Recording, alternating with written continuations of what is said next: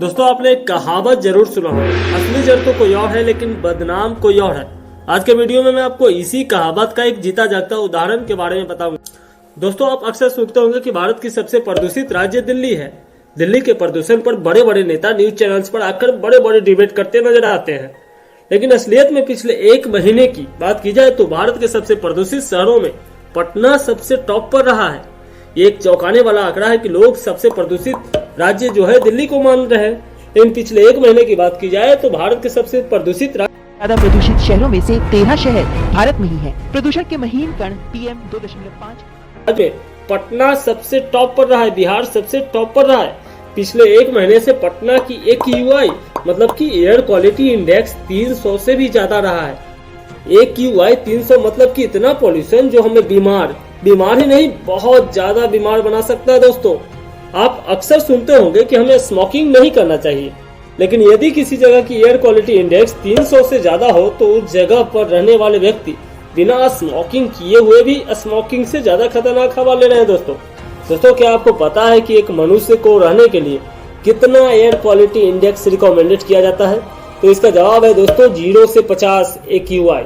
यहाँ दोस्तों आप बिल्कुल सही सुन रहे हैं, एक हेल्दी पर्सन को 0 से 50 एयर क्वालिटी इंडेक्स में रहना चाहिए, लेकिन पटना की एयर क्वालिटी 300 प्लस की है, जो आप समझ सकते हैं कि हमारे शरीर के लिए कितना खतरनाक है। दोस्तों लेकिन अब हम बात करते हैं असली मुद्दे की, मतलब कि दिल्ली और पटना के पॉल्यूशन की।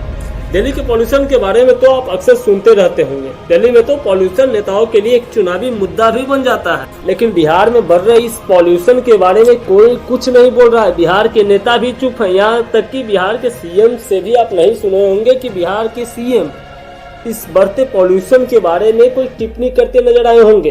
पिछले एक महीने में बिहार के पटना, गया और कटिहार सबसे प्रदूषित शहरों में है, जहाँ AQI 300 से भी ऊपर की है। दोस्तों पिछले कुछ दिनों में दिल्ली की एवरेज AQI 250 है, तो वही पटना की AQI 300 से ज्यादा की है। ये इतना खतरनाक है जो हमें बीमार ही नहीं बहुत ज्यादा बीमार बना सकता है। इससे हमें निमोनिया, फेफड़े का cancer, heart attack, chronic obstructive pulmonary disease जिसे हम COPD कहते हैं, इन सभी बीमारियों का रिस्क बढ़ जाता है।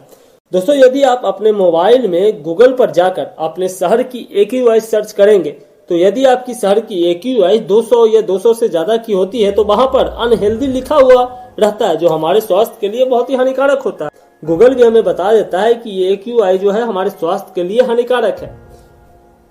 हमारा देश भारत पूरी दुनिया में 5वें सबसे पोल्यूटेड कंट्री है, लेकिन हमारे देश में चुनावों में बेरोजगारी, शिक्षा, खेती ये सब प्रमुख मुद्दे होते हैं, लेकिन आपने कभी नहीं सुना होगा कि पॉल्यूशन हमारे यहाँ की चुनावों में सबसे प्रमुख मुद्दा रहा होगा।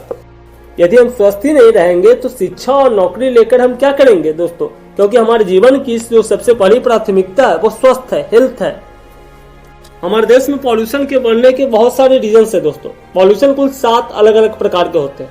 हमारे देश के लिए जो सबसे अहम पॉल्यूशन उनमें आता है वो आता है एयर पॉल्यूशन, जो हमारे देश में सबसे ज्यादा पॉल्यूटेड कर रहे हैं।